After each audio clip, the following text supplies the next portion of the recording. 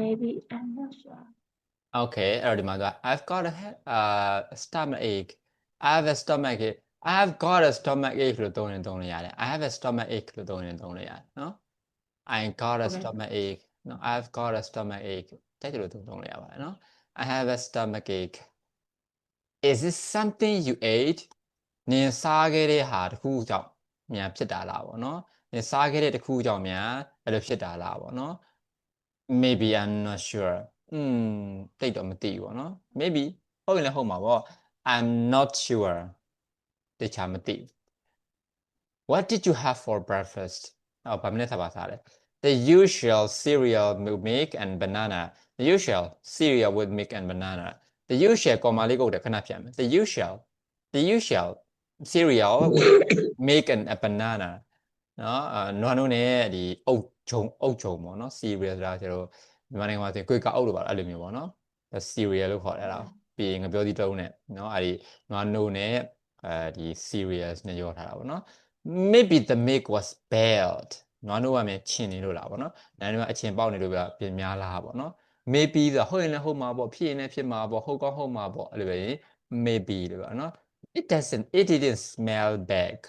it didn't smell bad အနံ့လည်းမဆိုးပါဘူးပေါ့နော်အနံ့လည်းအဲ့လိုမဖြစ်ပါဘူးပေါ့နော် maybe the banana was bad မပြောသေးကြောင့်ဖြစ်မှာနော် no the banana was delicious မပြောသေးကကောင်းတယ်အရသာရှိတယ်နော် maybe you just need to go to the bedroom ဒါဆိုရင်တော့တန့်စင်ကန်သွားဖို့လိုနေတာဖြစ်မယ်ပေါ့နော်ဆိုတော့တန့်စင်အိမ်သာသွားခြင်းလို့များလားပေါ့ပြောချင်တာနော်ဘိုက်အောင်လဲဆိုတော့ဒါအိမ်သာဘိုက်မသွားခြင်းလို့များလားပေါ့နော် no that's not the problem မဟုတ်အဲ့လိုလည်းမဟုတ်ဘူးပေါ့နော် maybe it will go away in a little while ဒါဆိုရင်တော့ခဏနေတက်တာသွားမှာပါခဏနေပျောက်ကင်းတက်တာသွားမှာပါ go away ထွက်သွားမှာပါနော်ပြောချင်တာခဏနေတော့ဟိုလေတွေပါရေးလဲလိုက်တဲ့ခါကျရင်ကောင်းသွားမယ်ပေါ့နော်အဆင်ပြေသွားမယ်ပေါ့ဆိုတော့ဘာကြောင့်ဖြစ်မယ်ဘာကြောင့်ဖြစ်တယ်ထင်လဲစာမကြည့်လို့ဖြစ်မှာအစာမကြေးလို့လား